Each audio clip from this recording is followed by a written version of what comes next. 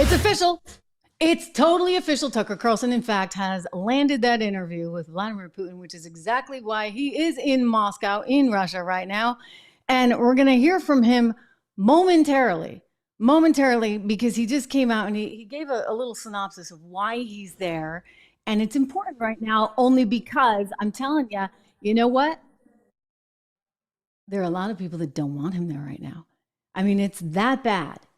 He actually made another really big allegation saying that he's being spied upon, just like he had been spied upon before. We're going to get to that. Plus, media's going crazy. They're absolutely furious. CNN especially. Well, CNN ought to stop worrying about what Tucker Carlson's doing and maybe worry about what it's doing, because its ratings have gotten so bad.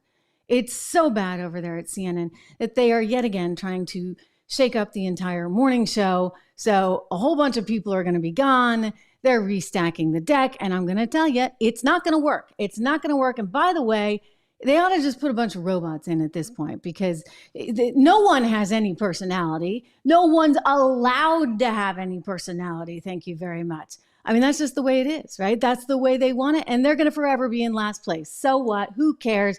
We're not watching them anyway. We'll talk about that. And Gina Carano, she's teaming up with Elon Musk. Gotta love him. Gotta love him. Boy, I'll tell you, this is personal with him. He doesn't like Bob Iger, the CEO of Disney, very much.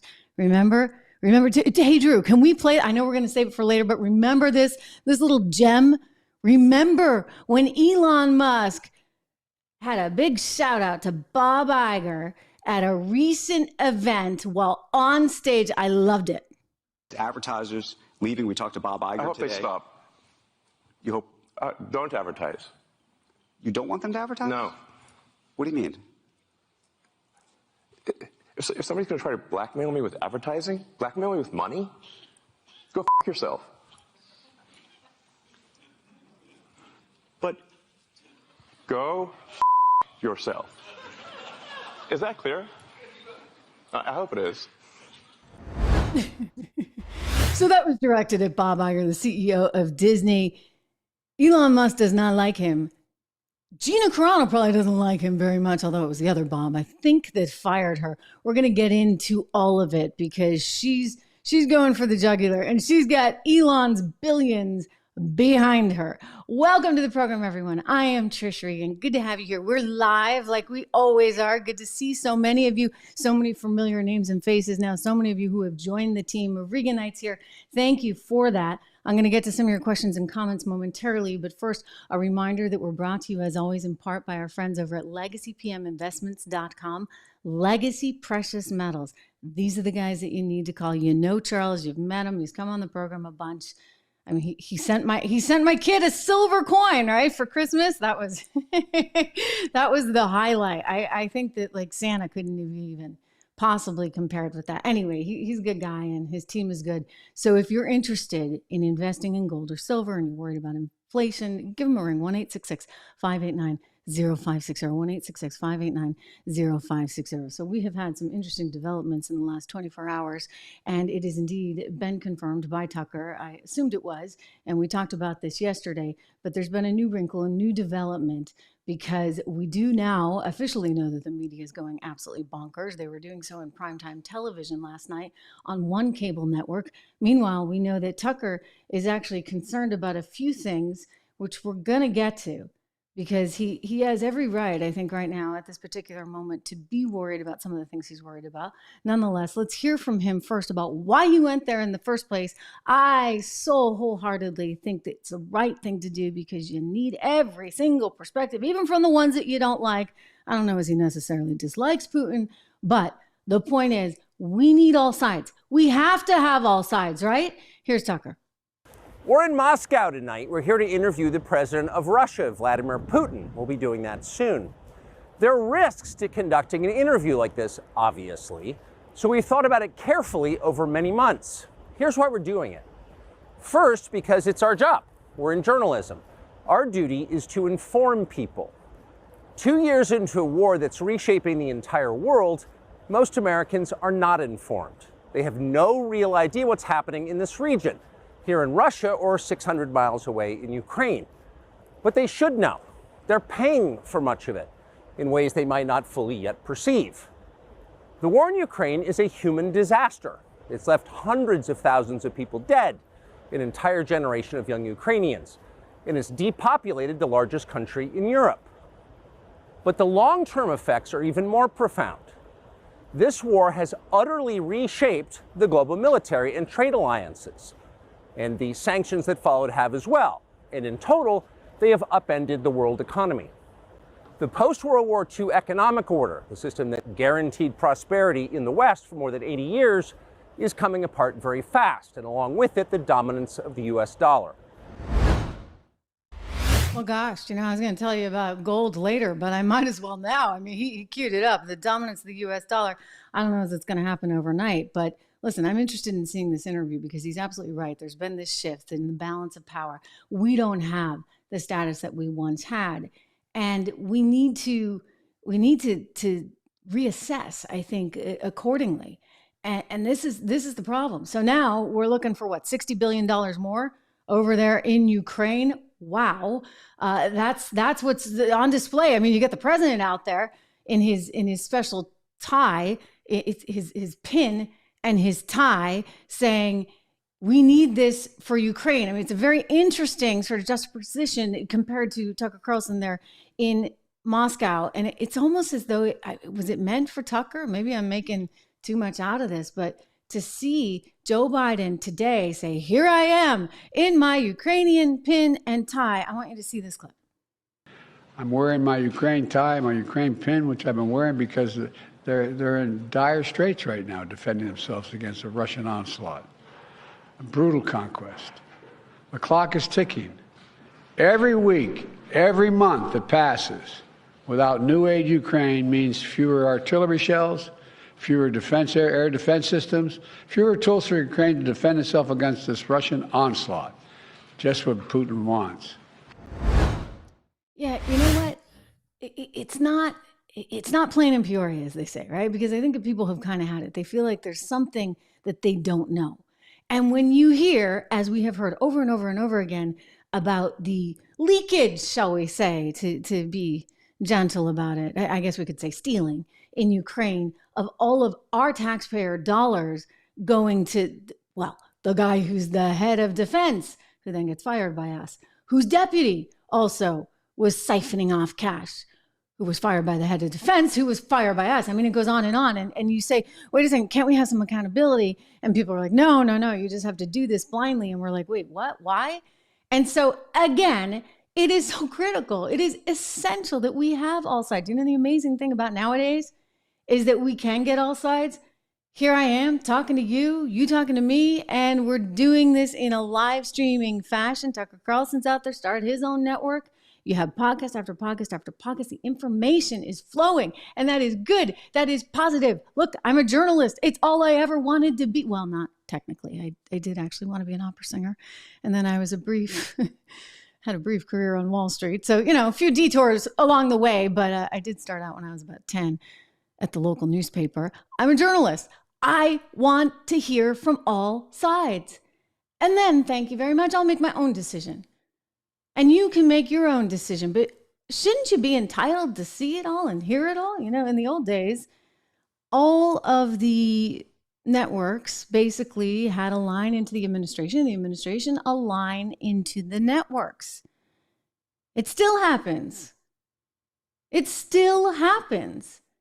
so you'll hear from the administration in some way, shape, or form, and from your bosses if you're kind of out of line, if they don't like what you're doing. I mean, for goodness sakes, Tucker Carlson got that. Did he not? I mean, think about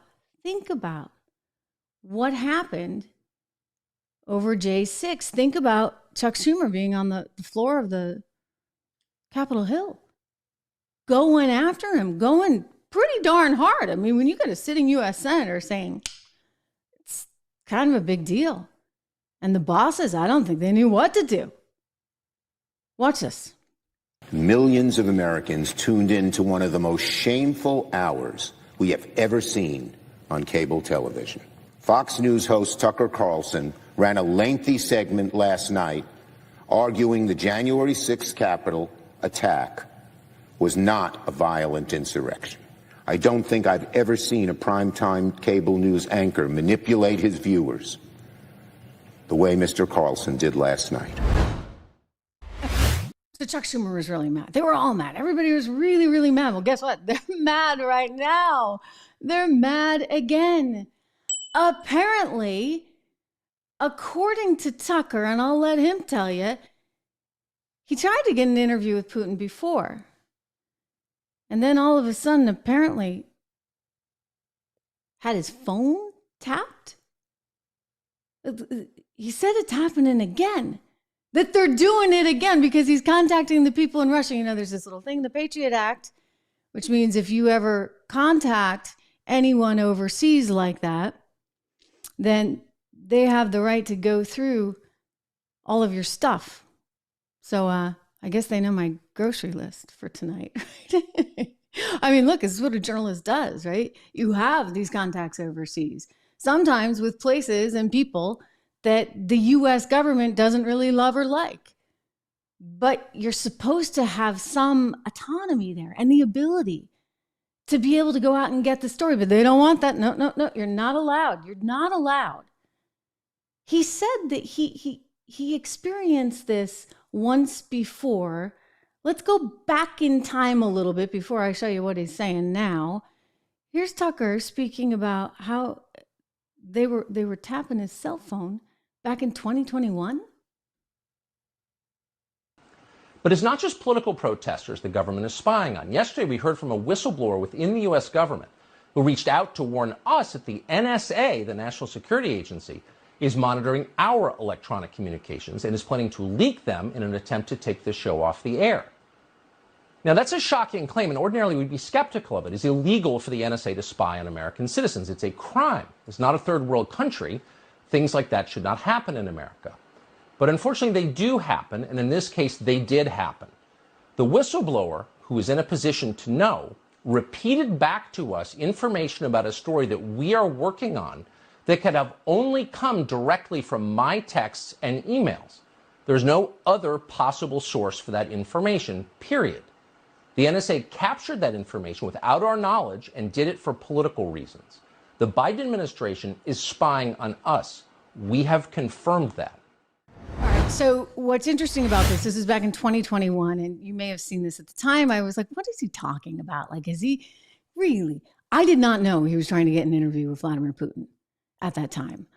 I myself, over the years, I mean, I've even had it drafted into Russian, right, to try and approach the people in Russia to get, and it's a big interview. It's a big deal that he got it.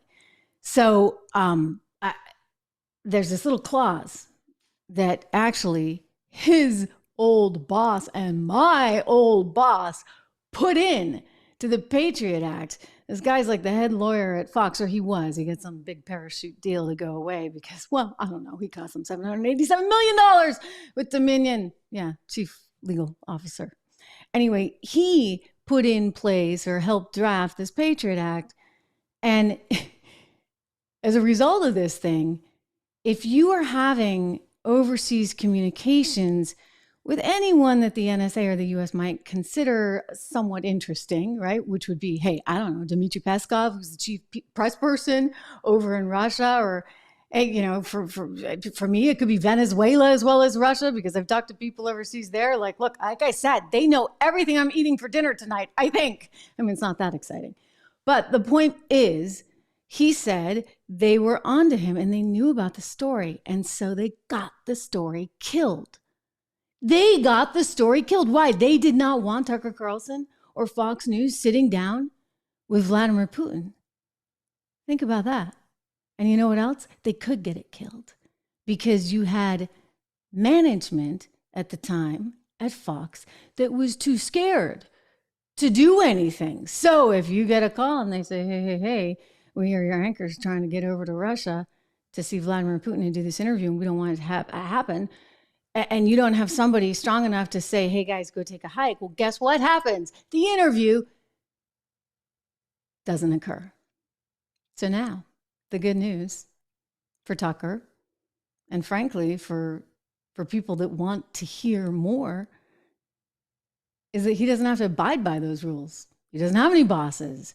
And the NSA can tell him, we don't want you doing this, but good luck. He's still an American citizen. He's still a journalist and get on a plane and go to Russia. If they give him the visa, he's in. And that's exactly what he's doing. But he's also very aware that they're onto him. Watch this quick clip.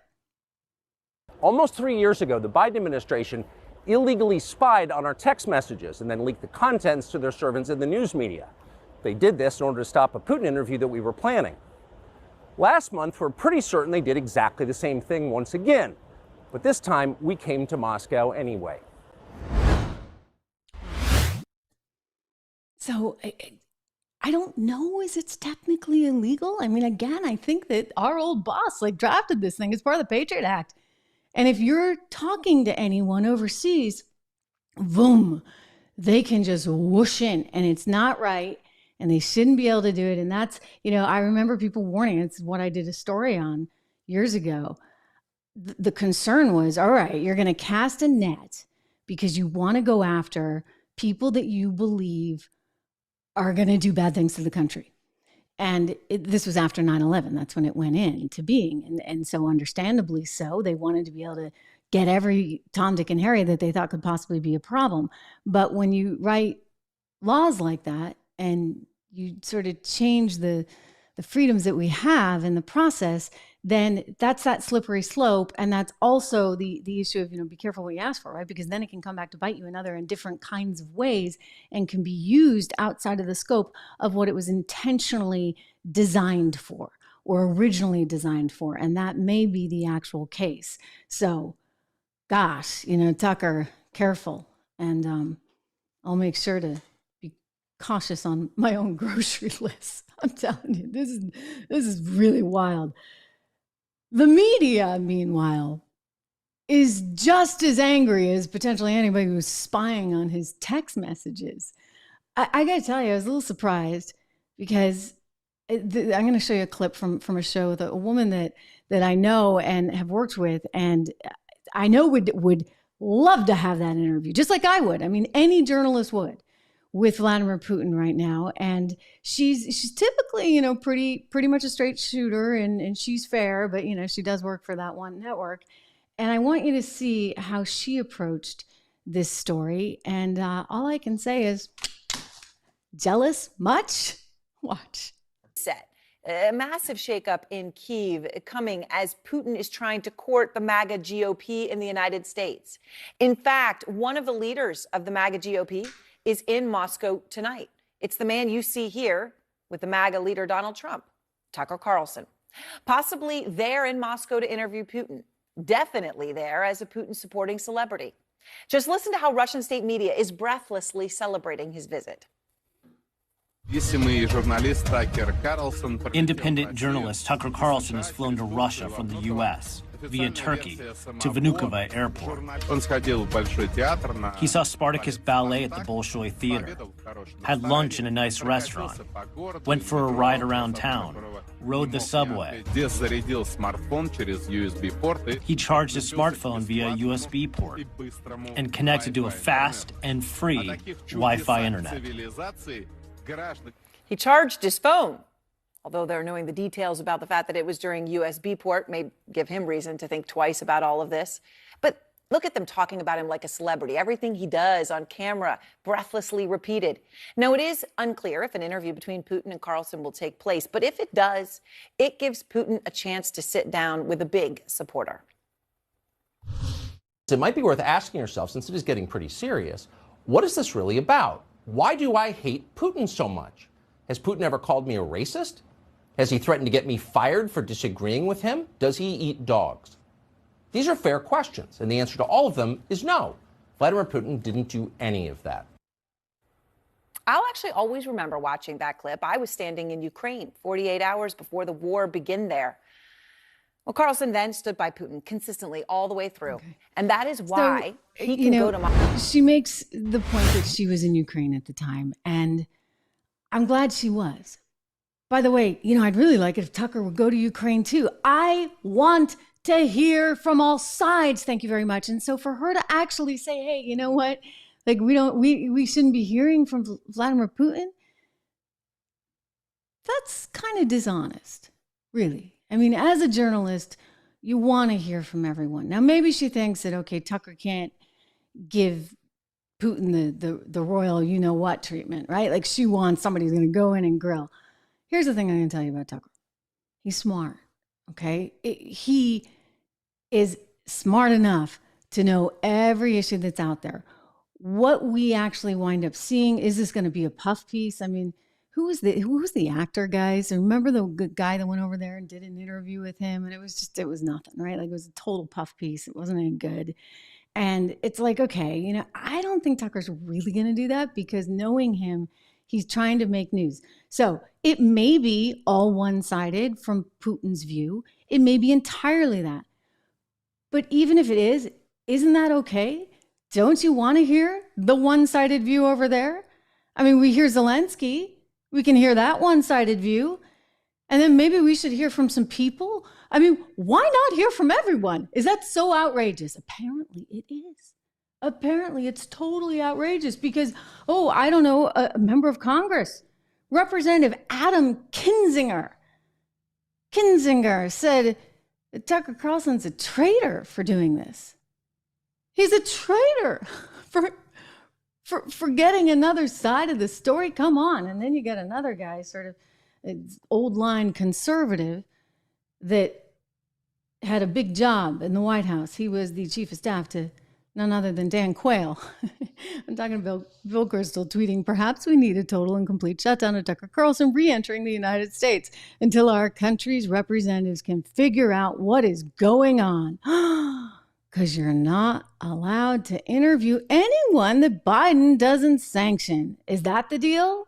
I love Vivek's response. I played this for you yesterday. That sounds more KGB than the KGB.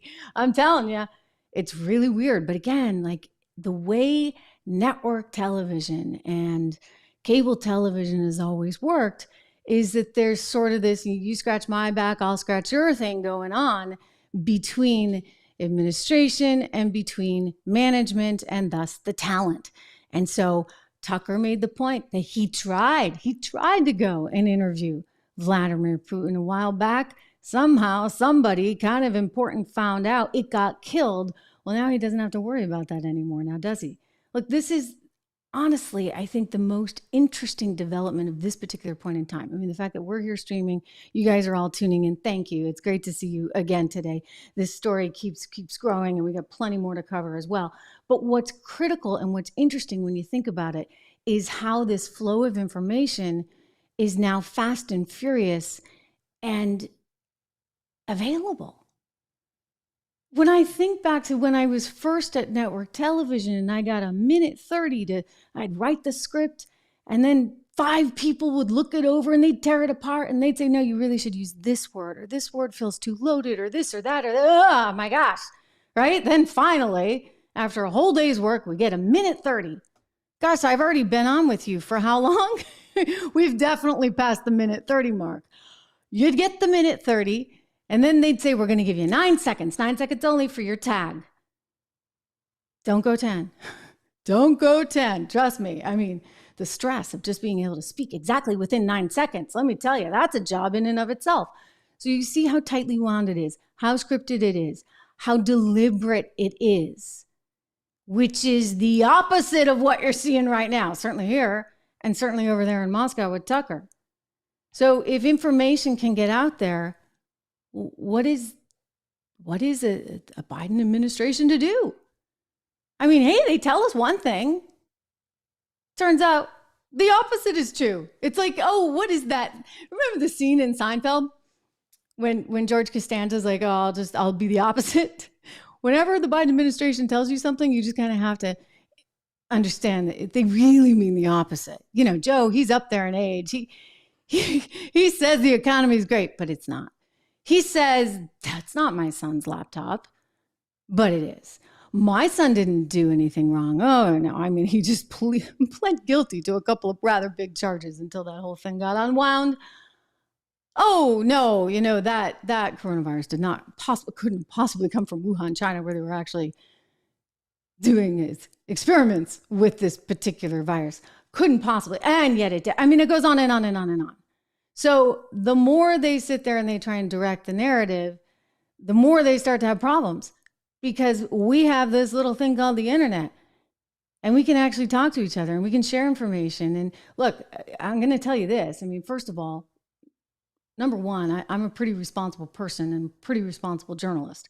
So what you hear here, yes, it's opinion. It's my opinion. But I don't just throw things out there and see what sticks. I'm not trying to be any kind of shock jock or just try and be sensational.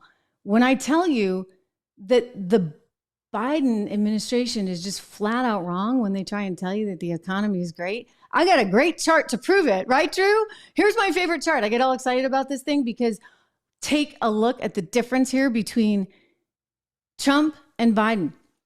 This is why people feel so miserable right now. They feel miserable because Donald Trump, their income adjusted for inflation was way ahead of where it is right now with Joe Biden. That's adjusted for inflation income, ladies and gentlemen. So no, like you can sit there and tell us, okay, the economy's growing. It really hasn't. I don't think we have the GDP chart, but the GDP chart, the overall economic chart would show you that we're basically neck and neck with where Trump was versus Biden now. And what's amazing about that, the fact that we're even neck and neck, you had the bottom fall out from under, right? With March 2020. Even with that being taken into account, we're still neck and neck. But bottom line comes down to this: Biden versus Trump on income. And this says it all, which is why when Biden lies and says that the economy is great, I'm going to call him out. And you know what? I got a heck of a lot of experience covering markets, covering the economy to do so. And I need to be able to do that. And you need to be able to hear me do that. And we need to be able to talk about it. And we should hear all sides. I mean, if he wants to sit there and lie and say it's great and incomes are up, except adjusted for inflation, I read that in the New York Times like a year ago, incomes are up. And I'm like, have you guys not heard of real wages adjusted for inflation? No, adjusted for inflation, incomes are down, way down. But it's alarming to me that they're trying to control everything so deliberately. And that is a problem. I mean, the good news is we can counter in mechanisms like this. Quick reminder to subscribe, to like, to share, to do all those things, to comment. It all matters, really and truly. But good for Tucker. Good for Tucker. I'm glad to see this. I don't always agree with Tucker on everything. We all know that. When I was on at Fox Business, opposite him, not exactly a desirable position, right? To be on the redheaded stepchild network. But I will tell you that a lot of times we were totally in sync, and there are other times I'm like, what the heck is he doing? So I say this, I think, from a pretty unbiased place. It is good that this interview is happening. And I, for one, can't wait to watch it. One thing that he did mention in that little clip from Moscow is that he didn't get paid to do this. They didn't accept any money from anyone. They're independently funded. They went over there on their own. And so that's all good, because there's people who are going to say, oh, he's working as a foreign lobbyist. No, that would be Hunter, right? That would be Hunter that works as the foreign lobbyist. Alleged, got to be careful. Alleged foreign lobbyist. I mean, I'm pretty sure he was, when you don't register as a foreign lobbyist, but yet you collect all that money from Ukrainian companies like Burisma. I don't know. That has got to go somewhere. We need more on that. Turning to another big story. The border crisis is a mess. It is an absolute mess. And over and over again, the Democrats are trying to tell us that it's the Republicans' problem. I'm sorry. Who's the one that came in there and said it's so mean to put up this border? Who's the one that actually is saying we need everybody to come here, and we are the United States for a reason, and the Statue of Liberty and this, that, and the other? How many times have we? I'm not even going to play it for you because it's sort of old news, but they told us over and over again, Trump bad, border bad. Let's bring everyone together. Good. All right. So now they got a little problem, just a little tiny problem, because, well, you can't do this as easily as they thought. And so now they're trying to jam this darn bill through. This bill that includes the border, includes spending for Ukraine. Wow, Israel as well is in there. Listen to Donald Trump speaking with our friends over on Newsmax about this very issue today. Listen. Well, it's hard to believe because I think it probably would mean the end of their career. This is a Democrat trap. It's a trap for Republicans that would be so stupid, so foolish to sign a bill like this. This bill can't be signed. And it's not only that, it's massive amounts of money going out of town, as we say, going out of town, billions and billions and billions of dollars. And it's so bad on the border. I've never seen anything like it. Actually, it's one of the worst, one of the dumbest bills I've ever seen. I think it's dead, totally dead at the House. I think they have almost unanimous support. But I can't imagine anybody wanting to approve this bill. I think he's right. I think it's DOA. But here's President Biden trying to convince us why it's good and why this will solve the border crisis somehow. Just give them more money, more money, more money. That's all they need. Stop fentanyl at the southwest border. We have that capacity. An additional 100 additional immigration judges to help reduce the year-long asylum backlog. You show up for asylum and the judge is supposed to talk to you. It takes a year to get that discussion going. This bill would also establish new, efficient, and fair process for the government to consider an asylum claim for those arriving at the border. Today, the process can take 5 to 7 years, as you all know. They show up at the border, get a bracelet, told to come back when called, 5 to 7 years from now, in country. That's too long, and it's not rational. With the new policies in this bill and the additional of 4,300 more asylum officers who spend hours, I might add, with each immigrant to consider their claims, whether they qualify, we'll be able to reduce that process to 6 months, not 5 to 7 years. This bipartisan bill will also expedite work permits so those who are here and who qualify can begin work more quickly. That's something that our governors, our mayors, and our business leaders have been asking me for and asking them for. All across the country, they've been asking for this. It'll also create more opportunities for families to come together for business, to hire additional workers. And for the first time in 30 years, this bipartisan legislation increases the number of immigrant visas for people legally able to come to this country through ports of entry. And it ensures that for the first time that vulnerable, unaccompanied young children have legal representation at the border. This bill would also give me as president. The whole thing is DOA. And it's just kind of funny. It's like, hey, buddy, now you tell us we need all this help at the border. So what was that the last few years? What is it that you campaigned on, for goodness sakes? You told us you wanted to be able to bring more and more and more people here. You wanted a path to citizenship. How many times have we heard that? Just Kamala Harris, just the other day, saying it again, that we need to have a path to citizenship. What do you think that's going to do? It's like, hey, come and get it. So they come. I mean, understandable. It's human nature. And you know what? Who wouldn't want to live here? I want to live here. Let's keep making America a place where people want to live, but let's actually protect ourselves against the onslaught that we're dealing with right now that economically and physically we cannot handle. And you don't need me to say that. Listen to the New York mayor, Democrat mayor, who's saying, hang on, you know what? This is not something we need to be dealing with in New York. This is ICE. This is federal government. Joe Biden can do this. Why hasn't he? And here's the only area of the law that I think should be examined, and I made it clear. You repeatedly commit felonies, dangerous crimes. If you're found guilty, you should not be in our city. That's what I believe. And ICE can execute warrants. ICE can have a role here. They can. No one is stopping ICE from doing their job. They have a job to do when you deal with dangerous people such as that. No one's stopping ICE from doing their job. So why doesn't ICE do their job? Think about it. I mean, it's a little late. I'm just going to tell you, it's a little late, Joe Biden, in an election year to suddenly be caring about the border.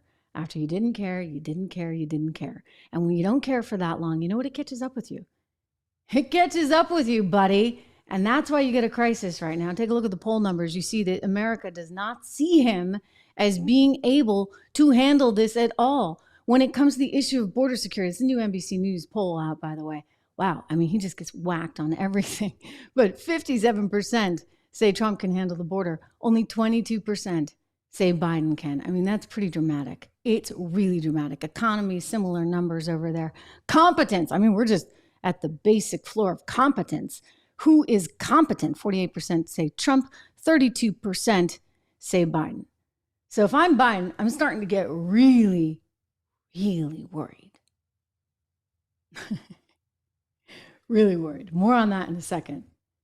Because, you know, they're banking on the legal system somehow, some way. And I don't think it's going to come through for them.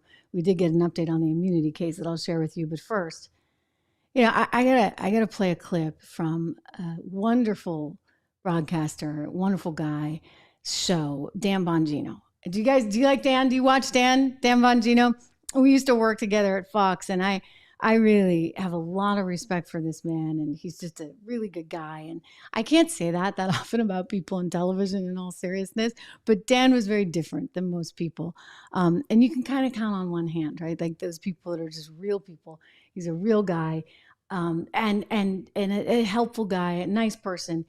He's got a great show, and he did an interview with Donald Trump today, I think, in fact, today. This just came in. And Donald Trump, typical Donald, does not hold back. And he challenges Joe Biden, I was going to say to a duel, but not a duel, just a debate. Watch him here on Dan Bongino's show. Because he can't talk. He can't do anything. He's ruining our country. And I don't think he's going to run. I don't know if it's donors or otherwise. It might be his family. It might be something. I don't think he's going to run. But I'd like to call for immediately debates. I'd like to debate him now because we should debate. We should debate for the good of the country. So I will officially on your show call. Oh, wow. Look at that. I also said, we're breaking news, Mr. President. Donald J. Trump calls for debates against Joe Biden. That's great. So we can breaking some news here. Problems, Dan, and get him to change his ways. But I am officially doing that. I also put out, you probably noticed, that I'll take his spot at the Super Bowl if they want. We'll get very good ratings. We love it. Mr. President, I got... Oh, boy. So, good. So he called for a debate. Dan made the most of it there, made a little bit of news, and the news got picked up. It got picked up so much that Joe Biden, who apparently has swapped out ice cream shops for bobo tea shops. I just had to look down at my notes to make sure I said that correctly. This is what the kids love nowadays. I know that because I have 3 of them. Bobo tea. So Biden's hanging out at Bobo tea, trying to get that younger demographic somehow, some way. Apparently ice cream's not floating right now. And he responds to the challenge of the debate. Take a look. Donald Trump is ready to debate you right now. Do you accept?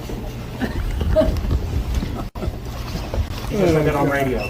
What Thanks, guys. You immediately.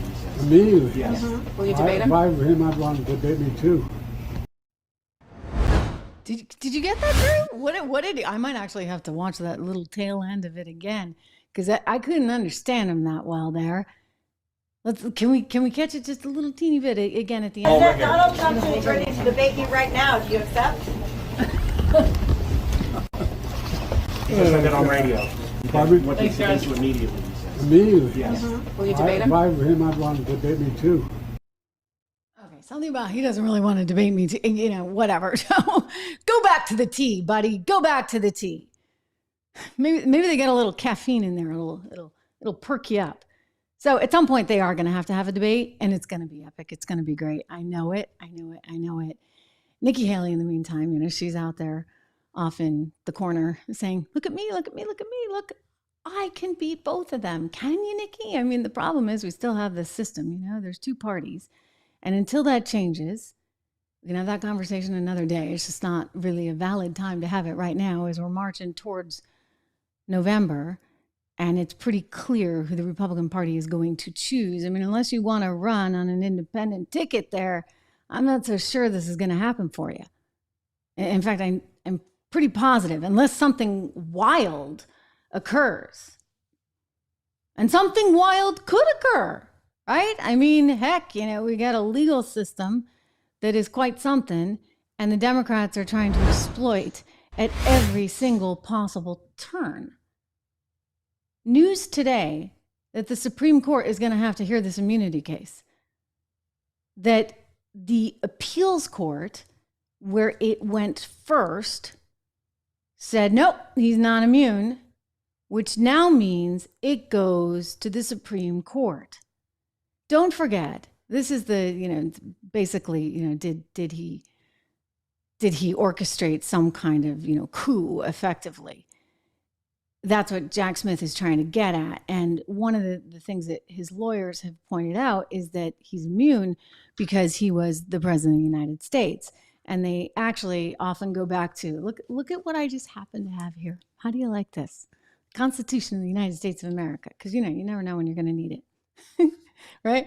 I do. I literally keep it handy at all times. Article 2. And they're saying that somewhere within Article 2 that basically he's got this immunity. And other legal scholars, of which I'm not one, I know a lot about the economy. I can interpret law, but I do not have a JD. But I would say in looking at this, I'm curious. So they're trying to say, well, because of this Article 2, and because of the powers, et cetera, that he's immune and that he should have supreme immunity. And they're going to the court and saying, we want to make sure that he does, in fact, have this, and that every president has this. Because if you don't have that, then could you be in a situation where people get vindictive and they just go after you, just to go after you? It's possible. I mean, that's exactly what happens in Latin America. Every time I turn around, one of the presidents from Brazil is in jail. And then they get out and they become president again. I'm talking about Lula. I mean, his deputy, his VP, Dilma Rousseff, she also went to jail. So, yeah, it happens in a lot of places, including Ukraine, by the way. So we don't want that. Now, do we? So it would probably be a good thing to have some kind of, guaranteed kind of immunity for the president of the United States, at least from these sort of political things. Because if you're going to go after him and say that he started this insurrection on J6, that might be kind of a tough one to prove. I mean, only in that, let's not forget whose footage we saw the entire time, which just happened to be the Speaker of the House's daughter, Nancy Pelosi's daughter, Alexandra Pelosi. Alexandra was a documentary filmmaker, and she showed up instead of any kind of journalist organization, and then she sold her tape or gave it to them, I don't know, but they called it their exclusive, to CNN. CNN ran it over and over and over and over and over again. It was like, come on, after a while, you totally forgot. I bet you didn't even know it was Alexandra Pelosi that shot all that, not CNN. And then they played it in a loop in a kind of mini-series event. I mean, they admitted so much. Regardless of what you think of anything, let's just kind of call it as it is. They wanted to create a storyline. So they went out. They've bragged about this. I showed you this the other day, guys, last week. And they hired the former Disney ABC producer along with, all of them as lawyers. They got together and they said, how can we craft this as a story? He's a good storyteller. Let's turn it into a mini-series so that Americans will tune in every single night and then they'll believe this. And so then you got to say, wait a second. If this becomes sort of our thought process against their thought process and it's politically loaded, then aren't we going to be in a situation where every U.S. president starts going to jail? Just like what happens in Brazil? I mean, that's my fear, that kind of like, the Patriot Act thing, which had good intentions. And then suddenly, the next thing you know, poor Tucker Carlson wants to get an interview with Vladimir Putin and they're tapping his phones. Or Trish Regan wants to get an interview with Vladimir Putin and they're reading her grocery list. I mean, this is what you have to worry about. So on the one hand, he's asking for total, complete immunity. Look, I think, if somebody were to see him engaged in a violent act, you're not immune from that, okay? But in terms of the political style things, this is an interesting legal question. And I say this as a non-legal scholar. I say this as just an observer and as a journalist. I'll be very interested to see how this one shakes out. the Supreme Court is going to take it. But then it also brings up what he's supposed to, what if he gets elected, ladies and gentlemen? If he gets elected and he's president of the United States, the polls suggest he will, by the way, we'll see. He's up 5 points compared to Joe Biden in that latest NBC News poll. If he gets elected, he's president of the United States, he goes into the Oval Office, and the next thing you know, he's on trial for an insurrection, and it's going all the way to the Supreme Court. I mean, wow, right? Well, actually, he wouldn't. They'd rule, first of all, let me just be clear. They'd rule on the immunity clause, and then he'd be back in court with good old Jack Smith. I mean, this could be really messy, and this could be really embarrassing. And I would just say this. It shows you how fragile we are. When I've said in the past that our government's broken, oh boy, I'm not kidding. Like, we're really broken.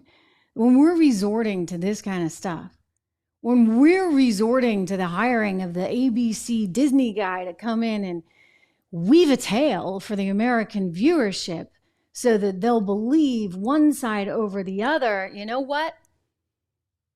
That's not good. It's not good. They want to win this information war, but do they have any shot at doing so? You know, maybe if you just have everybody think just like you. So if we just have the entire media in our back pocket and they all think like us and they all spout our narrative, well, then we have state TV and we'll be okay. Except I'll tell you, and by the way, this comes in fact because I have sources in other places, including in Russia. You know what? A lot of people in Russia, they don't believe whatever the government tells them because they know it's state media. And when they know they can't access all information, they don't trust it. Why should they? So when you consider that Tucker Carlson is over in Moscow right now doing this interview and getting, by the way, praised by, interestingly, the Russian people who I think appreciate maybe that there's another narrative out there. Well, guess what? I find it amazing that so many journalists, whether it be at CNN or whether it be the Weekly Standard guy or whether it be, you know, a congressman coming out saying he's a traitor, everybody's coming down hard on him. Did they ever do that, guys, to the NBC? The NBC journalist who interviewed, it was like a blip, right? You never even heard about it. This guy from NBC went and interviewed Putin a year and change ago. Let's see. I think we have a date on this story. There we go. Yep. 2021, actually. So a little ways ago. June 2021. Keir Simmons went. But I guess Keir got that, you know, rubber stamp of approval. When Keir was texting back and forth with people in Russia or emailing, somehow people here found out about it and they're like, hey, okay, we'll take him. But they're not going to take Tucker. And think about that. Like, why is it? Do you have to be sanctioned by the U.S. government in order to do these interviews? Did the State Department have to like brief you first?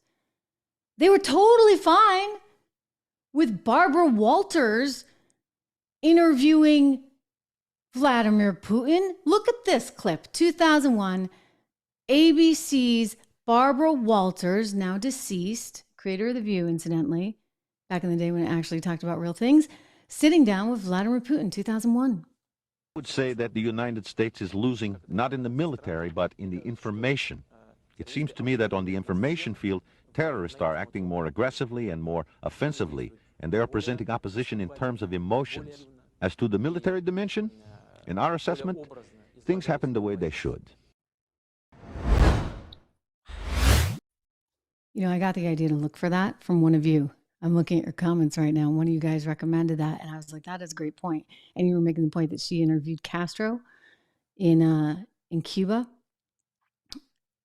And I stumbled across this, and wow, I mean, those are interesting words that he said. Back in 2001, we had a much better relationship with Russia. Don't forget, the very first phone call after 9/11 that Bush took was from this guy. It was Vladimir Putin, who wanted to express his condolences. He was the very first world leader. And if you look at that interview, when he warns against how the information war is occurring and happening and that bad people are kind of out in front of that in ways that are not very helpful to the country, he is onto something. Again, I'm not one to restrict speech, But look at what has happened on the left. Look at the extremism that you see over on these platforms like TikTok. I mean, if China wants to get us, that's one good way to do it, right? You destroy the morale and psyche of an entire generation. You pollute their minds with a lot of stuff that really, I'm telling you, is not healthy. Now, as a believer in that freedom of speech, you know what? You want to say this stuff, I guess it's your right to do so. I'm not going to say it's not. But don't tell me that I can't believe and think and say what I believe to be true. And that is where we have a breakdown. They do not want to hear from Tucker, from me, from probably you. And that is fundamentally the issue, which is why I go back to make sure you subscribe. I'm glad we're here. I'm thrilled that we have these pockets of opportunities to talk, to be on a podcast like this, to be streaming like this on YouTube. Thumbs up for that. Live on Rumble, Facebook as well. All of these platforms, Twitter, which are really helpful, instrumental in making sure that we can bring the truth to you today and now. Important stuff. So the Supreme Court is going to hear this immunity case. Stay tuned. Is it a way to get rid of him? I don't think so. I really don't think so. I think they're going to be stuck with him whether they like it or not. I mean, that is unless they come up with some other candidate. More on that in just a second.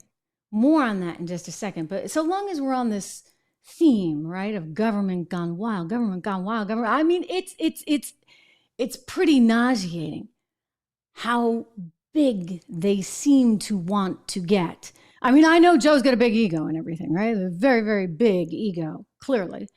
But the idea that somehow they can big brother us all, as Tucker talks about, his messages being watched and looked at, etc., this is alarming stuff.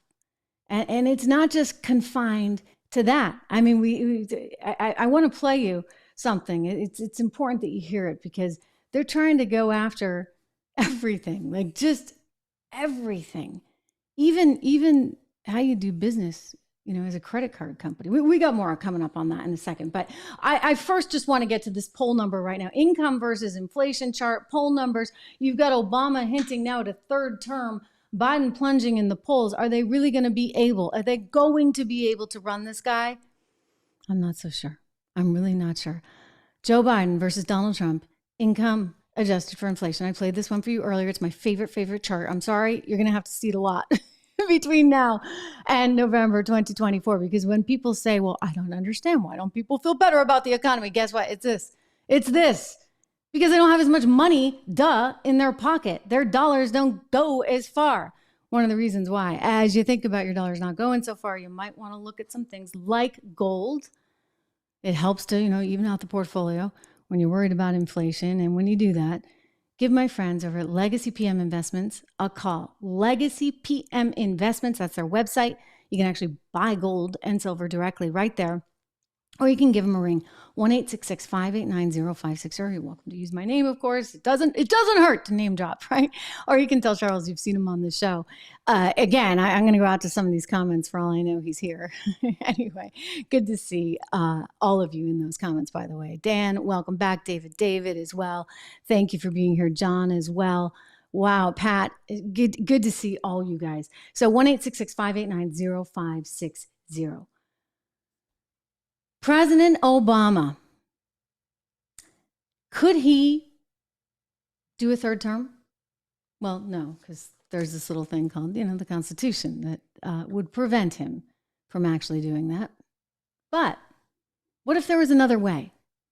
What if somehow, some way, he could be in charge, but he doesn't actually physically have to be there? He's talked about this before.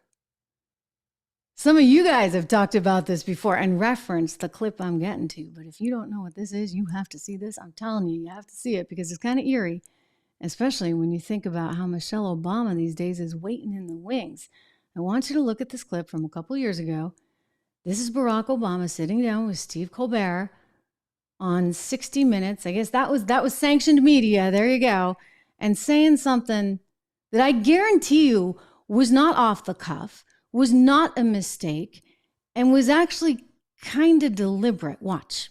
We missed you. Great. Okay. That would be really something. That would be pretty surreal. And yet I don't think it's entirely far-fetched that he wouldn't mind being back in charge. He kind of feels like he needs to be back in charge, so long as he can be behind the scenes and somebody else can be doing the job. I mean, I know we've talked about it. At times it sort of feels that way with Joe, right? But I don't know if Joe can even take orders anymore. You know, he's 81, ladies and gentlemen. He's 81 years old. I mean, Joe, he's up there. And so he's struggling as it is. But what if you had Michelle? What if you had your wife, your partner of all these years? What if she was there and she was able to do the job? Is she interested? Well, interestingly, her biographer recently said that they were actually staging it out, that she was doing everything her husband had ever done up to him getting the nomination. That all of her community organizing type things and speeches and this, that, awards, all this stuff, it was all very sort of designed to put her in a position where she could run.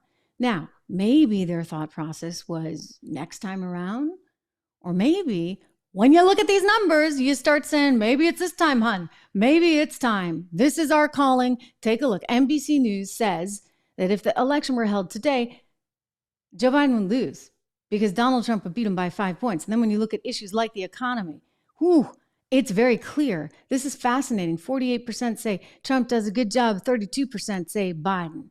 On the issue of the border, 57 versus 22. And then you got 55 versus 33. Forgive me, I was quoting competence on that first one. 55 versus 33. So the spread differentiation is even more when it comes to the economy. So these are pretty startling numbers. And I'll tell you what's interesting about them is even though Trump is only winning by 5 points overall, when you look inside the poll and you see these particular issues, it's almost like people are okay with saying, oh yeah, you know what? Yeah, Trump seems more competent, or I think Trump would do a better job on the border, or Trump's better on the economy. They're okay saying that. And then when the pollster says, well, who are you going to vote for? It's a harder thing for them to clear, a harder hurdle, because, you know, there's a lot of stigma, shall we say, about being a MAGA person. I mean, forget the fact that 75 million people voted for Donald Trump. No. You can't admit that. It's like social suicide, total social suicide. So as a result of that, you're not getting real numbers, which tells me that if I'm a Democrat right now, I'm even more freaked out than I would be just thinking it's a 5 point spread difference, because it's actually probably more like 15 or 20. And if that happens, well, you know, you're going to have a hard time, Joe Biden. You're going to have a hard time clinging to that office, for sure. Michelle Obama, she's been making the rounds. We saw her recently on a podcast the other day. And I don't think this is a coincidence. I think Michelle is getting out there and she's pushing certain button issues to try and resonate. Don't forget, the first Black president in America just drove home that race issue morning, noon, and night to make you feel like you couldn't get ahead if you had a different color skin. And then she also is going in that direction. Watch. The things that keep me up, because you don't have control over them. Mm-hmm. And you wonder, where are we in this? Where are our hearts? What's going to happen in this next election? I am terrified about what could possibly happen, because our leaders matter. Who we select, who speaks for us, who holds that bully pulpit. It affects us in ways that sometimes I think people take for granted. So that's what keeps her up. The idea that Donald Trump might win and that, people's rights, et cetera, are going to be trampled all over when Donald Trump wins. I mean, that didn't happen before, but hey, like they if they can sell this, if they can package it up like a little mini series, believe me, they will, because it is all about control. What concerns her is that she's not going to have control. Okay. Because it is all control.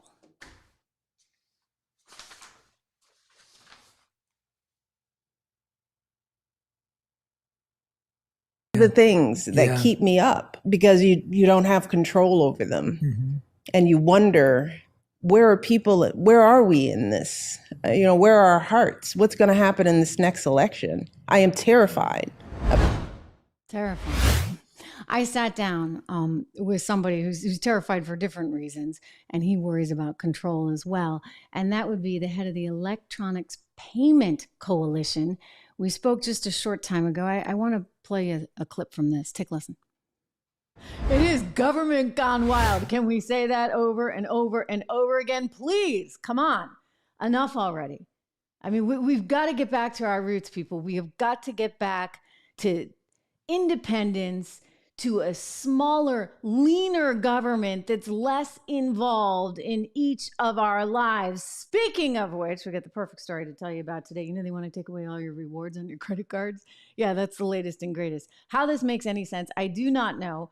Back in 2010, they did this. You know, I've always been wondering, like, why don't I get any rewards on my debit card?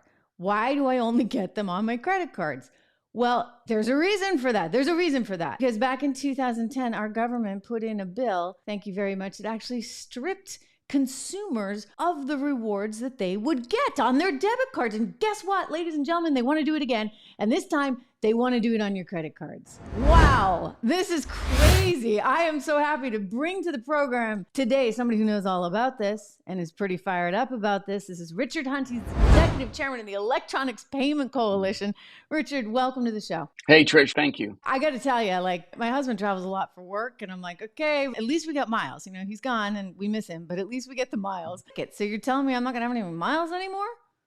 Washington has gone crazy telling small businesses and large companies what they can and can't do, how to operate their own business. Yeah, it's called the Durbin-Marshall Bill.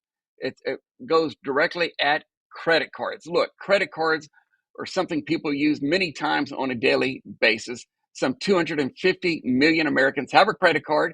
It provides them access to credit, gives them great convenience at the local store, gives them safety and security. We're the envy of the entire world when it comes to our safety and security of our credit card. And yes, millions of people use their rewards on a daily basis. Yes, to fly across the country, 15 million people used their miles last year just to go see loved ones across the country, maybe take a vacation. They also use it at the gas and grocery stores to lower their prices. And the most popular product of all, cash back, Trish. Thousands of people on a daily basis use their cash back. And here's Congress trying to tell credit cards how they can now process their transactions on a daily basis. This is just nuts. As I understand this, and you understand it better, so I'm going to let you outline it. But as I understand it, like if I go to Walmart or Target or whatever, the fees that they charge are going to them instead of... Yeah, so here's the deal. Right now, when you use your credit card, you feel very safe and secure when you use that payment system. It is the most convenient payment we have in the country today. What Durbin-Marshall would do would introduce a different way that card is processed, a less secure way through a company that, guess what, Trish, does not exist today. So Visa and MasterCard and a few other people today who invented the rail system are safe and secure, have invested billions of dollars to make sure the bad guy doesn't get hold of your personal data. What this would do would tell a new company that they can now come in and be part of the process, although they have no existence today whatsoever. This will hurt the consumer. This will drive less revenue to community banks and to credit unions who use that revenue to make sure all your data is safe and secure. Like, and yes, your points are gone. Like, why? Yeah. Why? Like, again, you know, I can understand government and some politicians coming in and say, okay, you know, we want to reduce the fees for consumers. But they tried that, right? In 2010. Trust me, they didn't reduce anything because we're still paying through the nose and inflation is what it is, right? So it seems to me that, you know, they just kind of look at it and say, all right, well, you know, that's baked into the price. I guess we can charge $1.50 for that widget instead of the $1.30 because, you know, we're going to save the 20 cents. I don't think the consumer's getting that money back. It sounds like the smaller banks are not going to get the money. And most of all, I'm just ticked off because I'm going to lose my rewards, Richard. I mean, that's not good. And look, we've seen this rodeo before. As you mentioned in 2010, they promised consumers would have lower prices. It did not happen. According to the Federal Reserve Board of Richmond, 1% of consumers got any dollars back whatsoever. And the Congressional Research Service just came out on December 20th and said there is no evidence that the big mega retail stores would give the money back to the consumer. This is just a lose-lose. The only people who win are the big mega retail stores just like they did on debit card. That's why you don't get any points on your debit card. There was a time prior to 2010, everybody in this country got reward points on their debit card. That went away starting around 2012. Now they want to do this to credit card reward points. We say no. Go to our website. We'd love to have everybody help us out, protect our points. They should. And by the way, I want to give a plug for it, just so everybody knows. It's Hands Off My Rewards. Very memorable. Hands Off My Rewards. Thank you very much. Handsoffmyrewards.com. I mean, people should go sign up there because you can help. I mean, you're getting names together. You're going to Congress and you're like, hey, this is not going to fly. Now, they're trying, aren't they? They're trying to take this little bill and attach it to anything they can and jam it through. So far. They even try to put it on the National Defense Act. Oh, my gosh. Boy, sometimes I really hate Washington. Really. Hey, they're sneaky. They're sneaky. It is a government gone wild. It's way too big. You mentioned the Amex was exempt. I mean, good. So far. But I guess, good. At least somebody's exempt. But how did they get themselves exempt? And by the way, that the rest of the guys need to get exempt as well. Or more importantly, this just needs to kind of get squashed by somebody like us right here, right now. Handsoffmyrewards.com. You bet. We've had over 1 million letters sent to Washington, D.C. We need your help. We need everybody's help. Washington politicians trying to tell American businesses what to do. Not a good formula. No, not a good formula. It never works. It never saves the consumer money. And now you're going to take away the one little perk. This is not good. This is not good because prices are high enough already. And now they're going to do the rewards thing. Yeah. Hey, you know what? We're with you.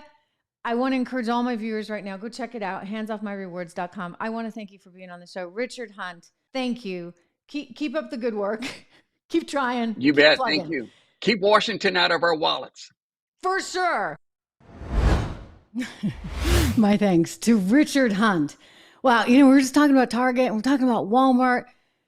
Did you guys see what happened with Target and Gavin Newsom recently?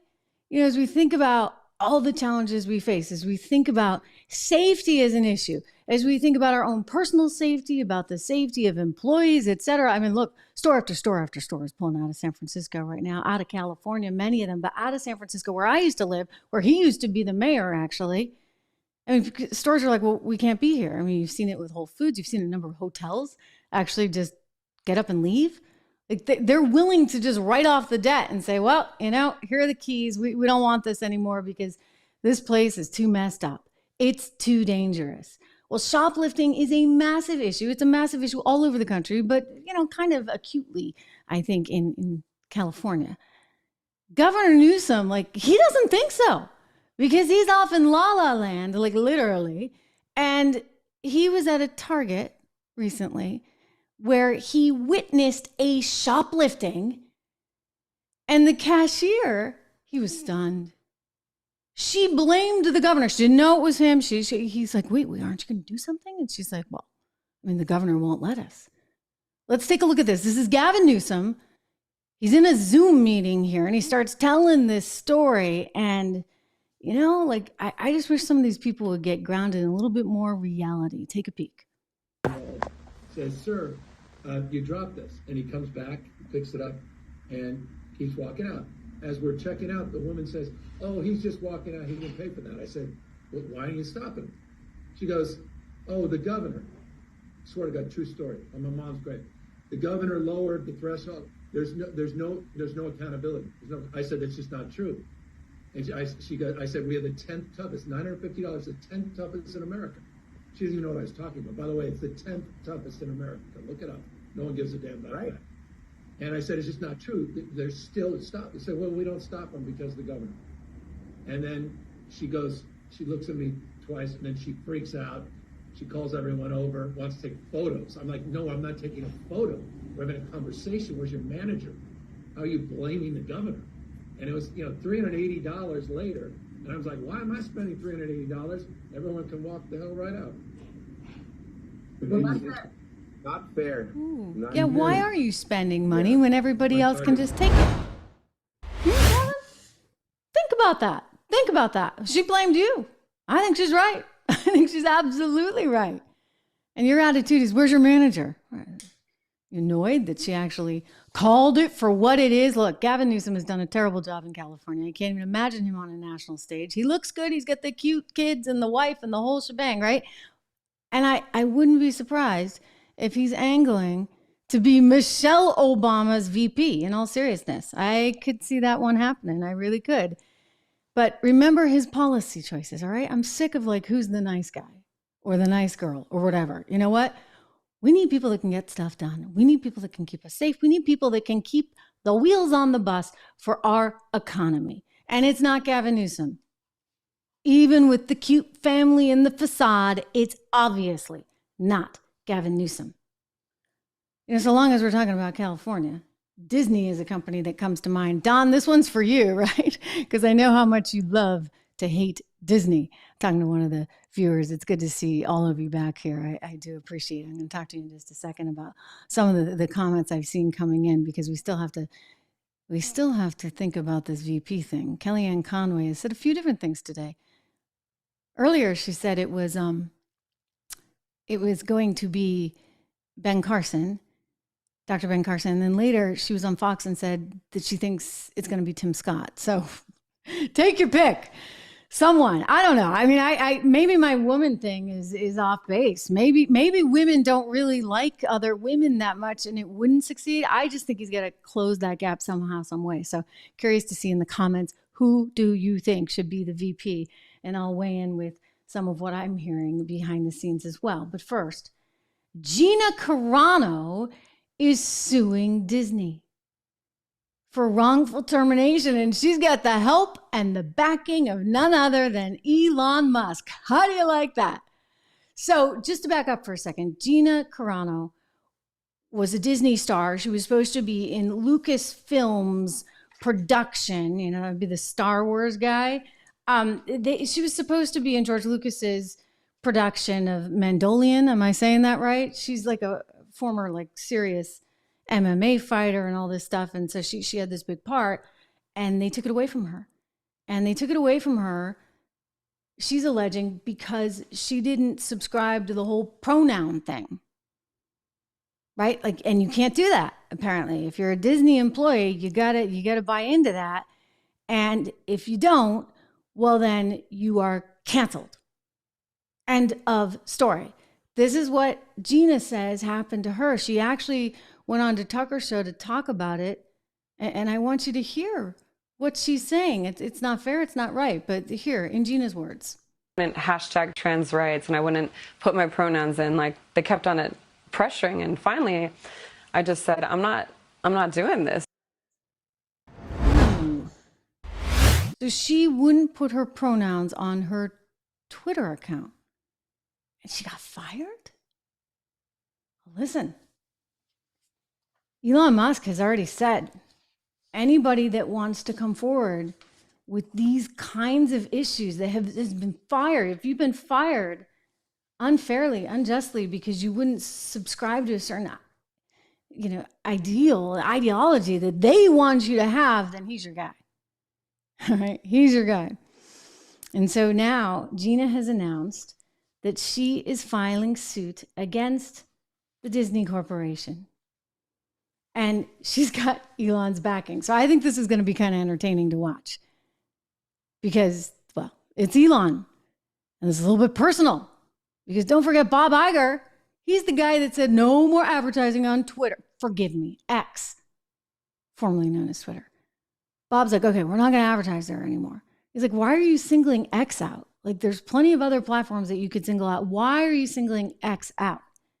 You're trying to destroy X, Bob?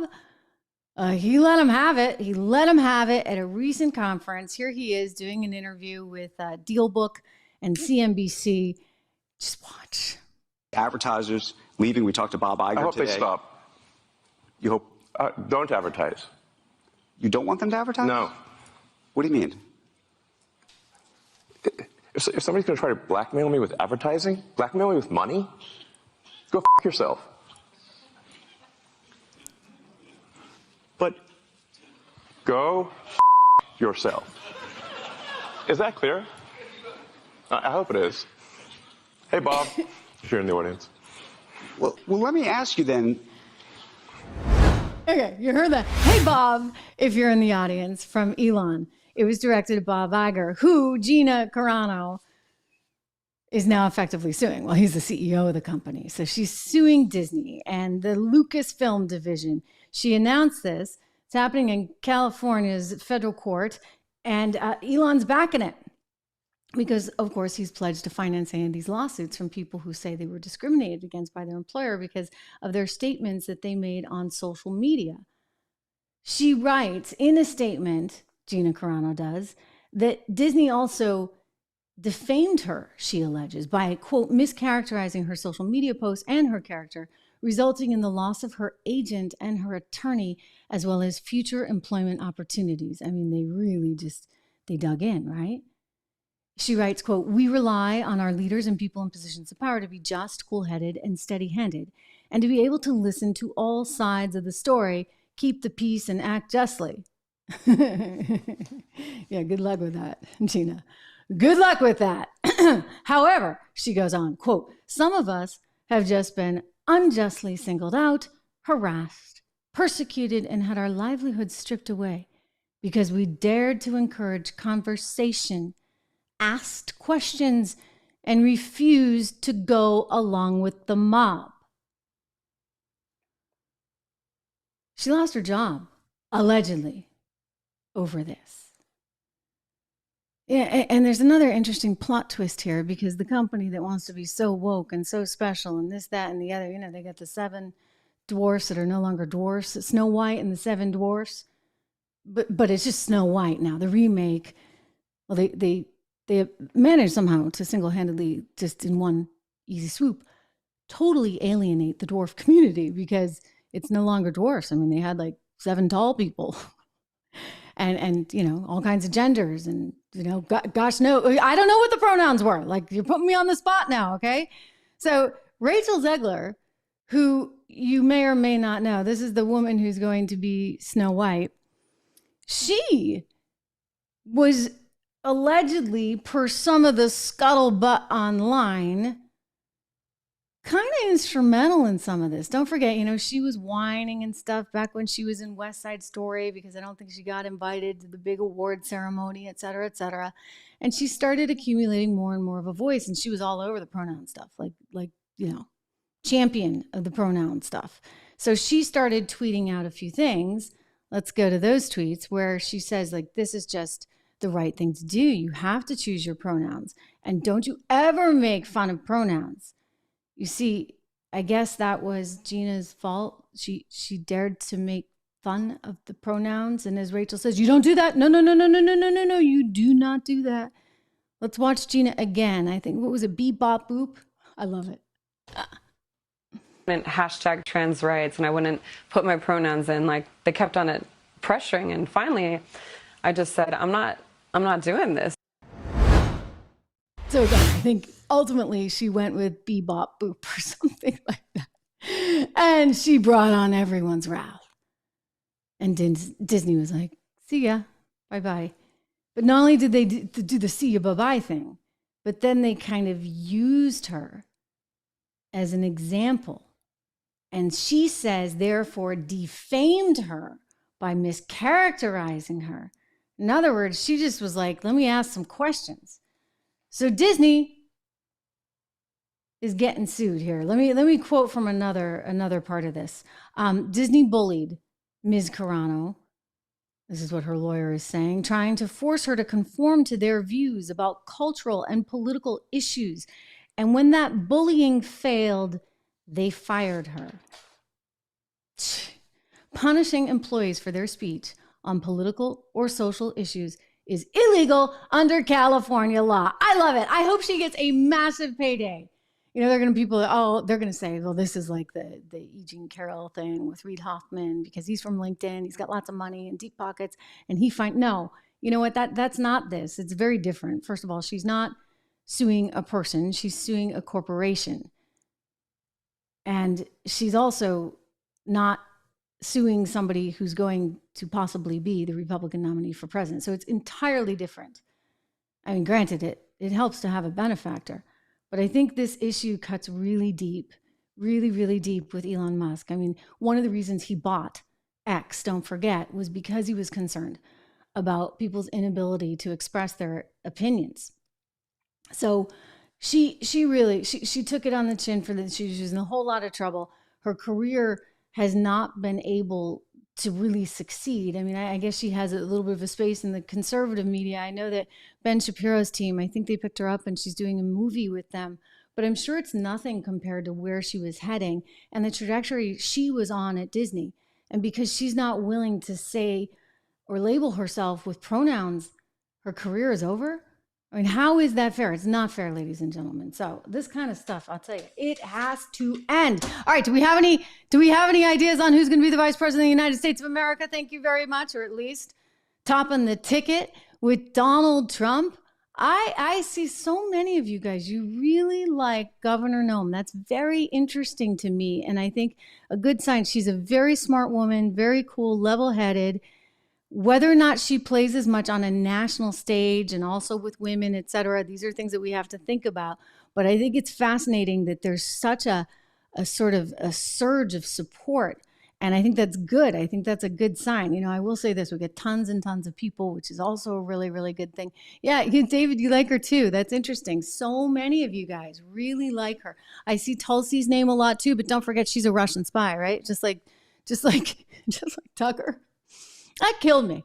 Remember Hillary Clinton actually coming out and saying that Tulsi Gabbard was a Russian spy? I mean, her team planted this story and then Clinton wouldn't deny it. I mean, the woman is just in our armed services. This is such a miserable, awful, terrible business, is it not? Sarah Huckabee Sanders, I see that one a lot. I mean, I know her and I think she's just a smart cookie. And I think that she would have a lot of mass appeal. So I think she's someone to look pretty hard at. I know as well that she works very well with Donald Trump, and that working relationship matters for sure. She's had a lot of loyalty. So those are all issues that come into play. Blackburn as well. We've talked about her and she's a grandmother. I think she'd relate well with women. She's already beaten Taylor Swift, heck, in Tennessee. So take a good hard look at her. People are talking about a woman out of Alabama. Look, I could be wrong. I should watch her some more to kind of get a feel for her. But some people are talking about this woman out of Alabama. Look, I think that the reality is this. You need somebody who's totally comfortable playing second fiddle. So for me anyway, I think Carrie Lake probably has a bright future and she may be the next senator from Arizona, but I don't think it's going to be Carrie Lake because I just think that he's going to see that as almost too much, right? Like too much personality for the room. It's why I don't think it's going to be Vivek. I think Vivek is phenomenal, and hey, maybe he could have a fantastic cabinet position, but he's got a big political future ahead of him. VP is kind of a unique spot, and it's not always somebody who goes on to do really tremendous things. Leslie saw Noam yesterday. That's interesting. And what do you think, Leslie? Yes, no? I mean, it certainly won't be the unknown Alabama girl, Don writes. I think you're right. I mean, the name is getting floated out there. It's probably coming from her team trying to make it known. She's sort of an up and comer. Katie Britt, I believe is her name. So we should just check her out. We're doing our vetting process here, are we not? Right? All the Reganites banding together trying to figure this out. I did call Pence in 2016, but that one was pretty easy. I was like, okay, and I knew him. I had actually met him previously, and he had been on my show a bunch in the years prior. And, don't forget, he was a former radio host and then became a politician. And I thought with Mike Pence, this is somebody who will easily play the part of second fiddle and will also be able to manage that evangelical community that wasn't entirely in at that point. And so because he had such a religious background, that was helpful. And so I'm thinking like with the woman, like maybe that's the same thing. Can he help bridge the gap? Leslie, what do you think? I'm just curious. Lake would be competition. Right. Yeah. Alphonse, it's good to see you again, my friend. Christy, that's who, a lot of people are thinking might be it. The question is, would she succeed? Would she really succeed with women, like soccer moms? All right. So think of soccer moms. You got to put your head in the space of a soccer mom and think, who would they like? I mean, it's why I guess I keep coming back to Sarah because she's just great. She's kind of like America's sweetheart. I mean, I like Christy a ton, but I'm sure we'll be fine with anyone because I think when you look at this field and you see all these people, you know they're all great. They're all great and they'll all do a good job. It's just a question of who's going to really help get him the actual spot. So yeah, lots of fans of Christie. It's very interesting. I've seen that a lot. David, you are an official Reganite. Yes, thank you so much. Don, that cracks me up. So now you guys are trading on the names. You know, you can actually do this. You can go and buy these websites on these sites and they have certain values. And then if they go up in value, you can sell them. Or if they go down, I guess you could sell them too. Well, Don, you are very smart. He bought Trump Gnome as a website. There you go. So you're all in. You got money on the line, mister. Money on the line. Good. Gnome is a big maybe. Leslie said, Sarah, you agree with me, right? She'd be fabulous. She really would be. We'll see. Good evening, Alex. Good to see you here. Good to see you back. I've seen you over on Twitter before. Again, wonderful to have you all. I appreciate you so loyally sticking with this show, and we've grown slowly but steadily. And this is our chance, right? And if Don hasn't told you already, make sure you like it, you share it, you subscribe, and you hit the bell. All of those things. I will be back with you tomorrow, and we'll keep the conversation going. Thank you so much again, as always.